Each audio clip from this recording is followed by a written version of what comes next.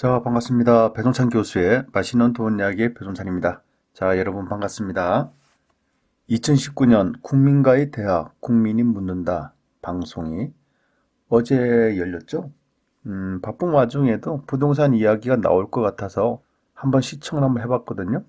당연히 부동산에 대한 여러 국민들이 성토가 있었습니다. 한 어르신께서는요, 폭등한 부동산 어떻게 할 것인가에 대한 질문이 굉장히 좀 인상적이었던 것 같고요. 이에 대한 대통령님의 답은요, 부동산 문제 반드시 잡겠다, 자신 있다라는 그런 이야기를 하셨습니다. 그런데 구체적인 내용은 좀 없었던 것 같아요. 역시 소문난 잔치집 먹을 게 없었다는 거죠. 많은 부동산 관련 질문은 있었지만요, 그러한 부동산 문제에 대한 해법은 없었던 것으로 보입니다.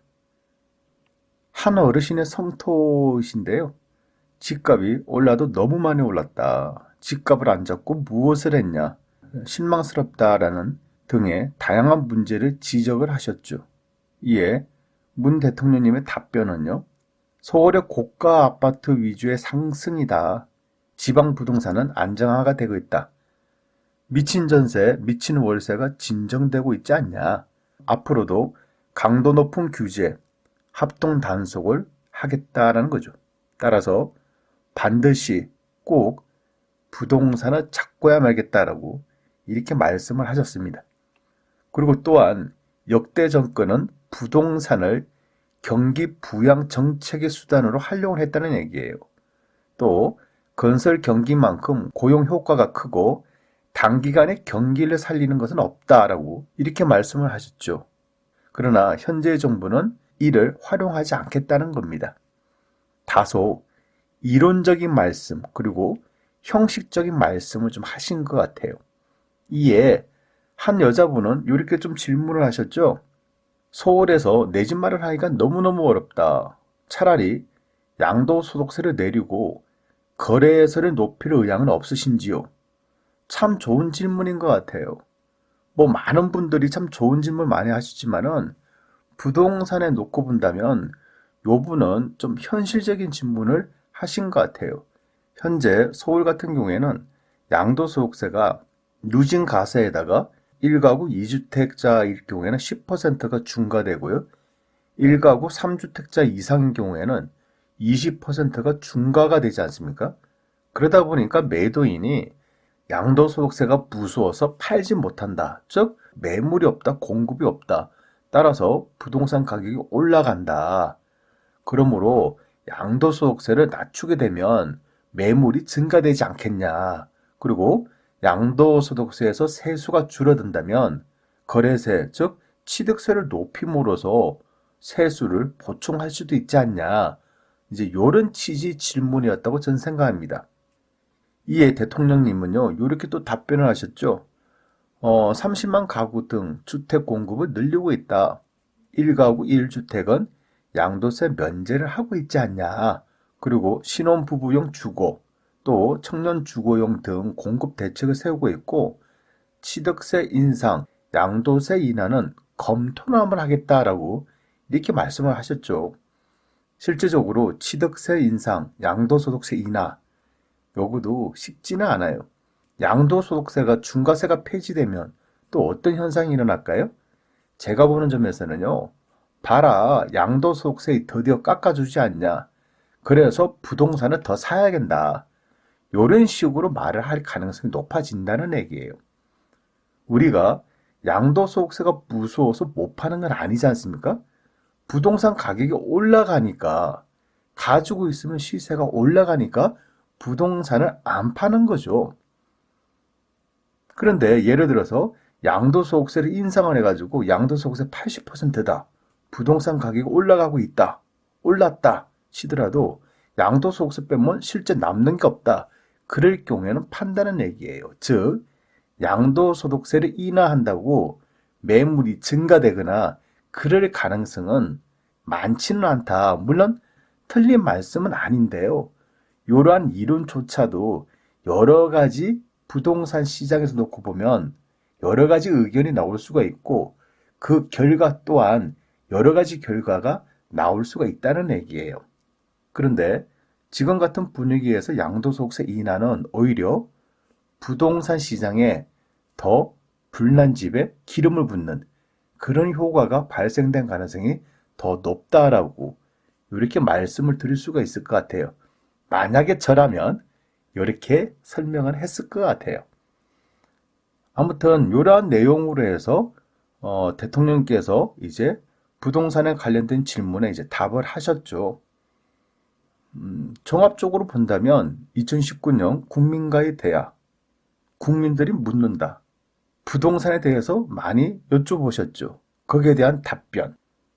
여러분은 어떻게 생각하시나요? 제가 보기에는요, 비서관들이 챙겨준 그러한 자료들을 중점으로 보신 것 같고요. 물론 그런 자료들 중에서도 보기 좋고 기쁘고 듣기 좋고 부동산이 안정적으로 흘러가고 있다. 이러한 자료들만 좀 보신 것 같아요. 실제적인 현재 부동산의 문제는요. 서울의 일부 고가주택만 상승한다고 이렇게 말씀을 하시는데요. 한국감정원의 11월 둘째 주 주간 아파트 매매 가격 동향입니다. 그래프를 보세요. 서울은 0.09가 올랐고요. 지방은 0.01%가 올랐고요.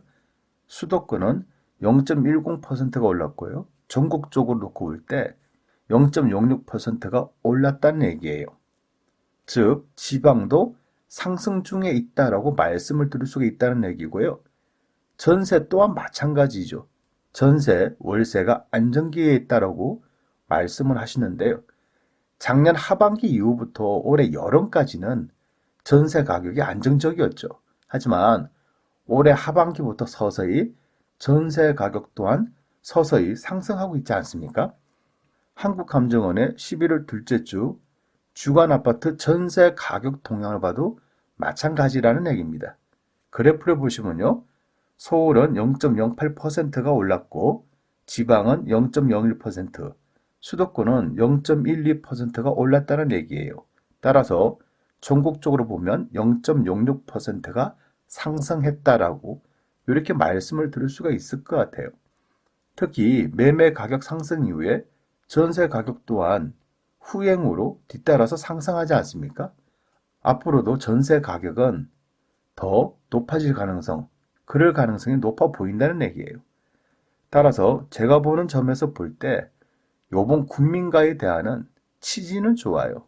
하지만 부동산과 관련해서는 어르신의 성토와 내 집 마련하기 어렵다는 국민들의 성토, 이러한 부분을 정확히 긁어주거나 또 해결에 대한 기대감, 이러한 기대감을 솔직히 가질 수가 없었던 그러한 국민과의 대화였던 것 같아요. 어떻게 보면 지금이라도 부동산 잡기 쉽죠. 대통령님의 말씀처럼 경기 부양을 위해서 인위적인 부양 정책을 안 쓰겠다. 그리고 부동산은 반드시 잡겠다라고 말씀하셨다면 결국 부동산과 경기를 따로 분리하겠다는 말씀이지 않겠습니까? 즉 부동산은 부동산으로서만 쳐다보고 경기는 경기로서만 쳐다보셔야 된다는 얘기죠. 그렇다면 지금 당장이라도요. 전국적으로 분양가 상한제 실시하면 돼요. 11월 6일 날 발표한 그런 분양가 상한제는 서울의 27개 동만 분양가 상한제로 묶어놨지 않습니까? 그런 거로는 부동산 가격이 안 잡힌다는 얘기예요. 요번에 발표한 분양가 상한제의 크나큰 단점이라고 제가 수차례에 걸쳐서 말씀드렸지 않습니까? 따라서 지금이라도 시, 군, 읍, 면 단위까지 전국적으로 분양가 상한제를 실시하라는 얘기입니다. 그러면 분양가 떨어질 수밖에 없어요.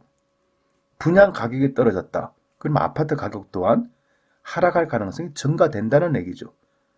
그런데 지금처럼 특정 지역만 분양가 상한제를 묶으면 풍선 효과로 인해 가지고 다른 지역이 또 상승하지 않습니까?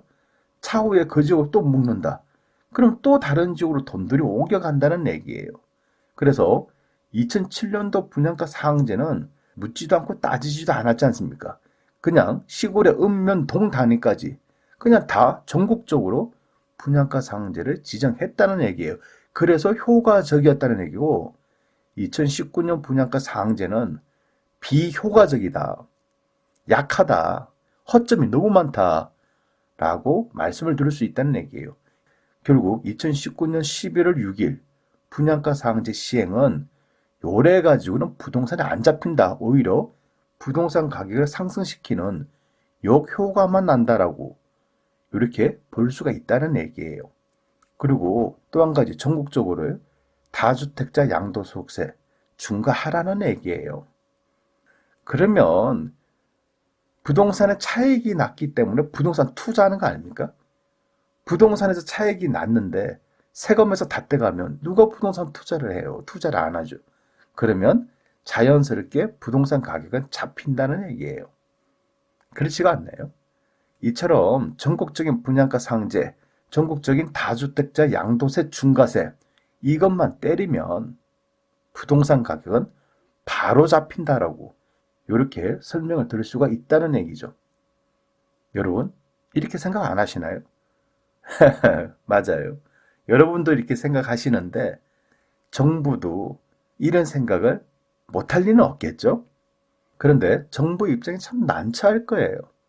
아니, 대한민국의 모든 똑똑한 사람들이 그 수재들이 모인 곳, 그러한 곳이 바로 여기 아닙니까? 그런데 저희 방송에서 이처럼 말씀드리는 거, 요 정도는 다 알고 계신다는 얘기죠. 다만 부동산을 찾겠다고 이렇게 말씀을 하셨지만은 또 부동산을 잡아야 되겠지만은 만약에 제가 말씀드린 것처럼 초강력 부동산 대책을 나온다면 그리고 이러한 대책으로 인해서 부동산 가격이 안정을 되는데 오히려 부동산을 잡았다가 대한민국 경기가 추락하는 경우 요 경우가 발생이 될 수도 있다는 얘기예요. 정부는 요 경우를 가장 두려워한다라고 말씀을 드릴 수가 있다는 거죠. 여기에다가 미국과 중국의 무역 분쟁, 한일 간의 경제 전쟁 등등 말 하나 많아죠, 여러분. 그래서 딱 국민과의 대화에서 나온 어제의 이야기, 그 이야기는요, 부동산 관련해서는 극이서 극이라는 거예요. 더도 아니고 덜도 아닌 딱 그만큼의 이야기만 나오고 그만큼의 수준에 관련된 질문이 나오고 딱 그만큼의 관련된 대답을 하셨다라고만 이렇게 볼 수가 있다는 거죠. 결국 소문난 잔치는 끝났습니다. 대통령님도 최선을 다하셨죠. 또 국민들도 최선을 다했다고 저는 생각합니다. 다만 부동산은 어떻게 할 방법이 없다는 사실, 이러한 사실만 오히려 확인을 한 그러한 잔치였던 것 같아요. 즉 해법이 없는 부동산 잔치였다라고 이렇게 말씀을 드릴 수 있다는 얘기죠. 이상까지 배종찬 교수의 맛있는 도움 이야기였습니다. 감사합니다.